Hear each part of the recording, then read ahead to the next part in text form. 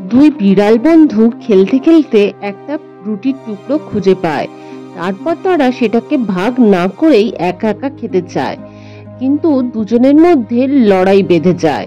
তারপর দুজন ঠিক করে এটাকে ভাগ করে খাবে, কিন্তু যখনই ভাগ করতে যায় তখনই অন্যজন বলে যে তোর কাছে বড়টা গেছে, আমার কাছে ছোটটা। এই সব একটা বাঁদর গাছের ওপর থেকে দেখতে পায় এবং সে নিচে নেমে বিড়াল দুটোকে বলে যে আমি রুটিটা তোমাদের দুজনকে সমান ভাগে ভাগ করে দিতে পারি, এর জন্য আমার একটা দাঁড়িপাল্লা লাগবে।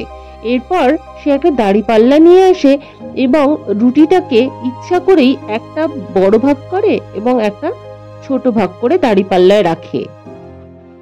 এর ফলে যেদিকে রুটি বড় ছিল সেদিকটা দাঁড়িপাল্লার পাল্লাটা ঝুলে যায়। তখনই বাঁদর সেদিক থেকে একটু রুটি ছিঁড়ে নিজের মুখে পুরে দেয়। এর ফলে অন্যদিকের পাল্লাটা নিচের দিকে ঝুঁকে যায়। তখন বাঁদর ওই পাল্লার রুটিটা ছিঁড়ে মুখের মধ্যে পুরে দেয়, আর এইভাবেই চলতে থাকে।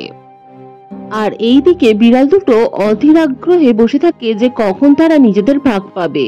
কিন্তু এইভাবে চলতে চলতে একদম অল্প রুটি পড়ে থাকে।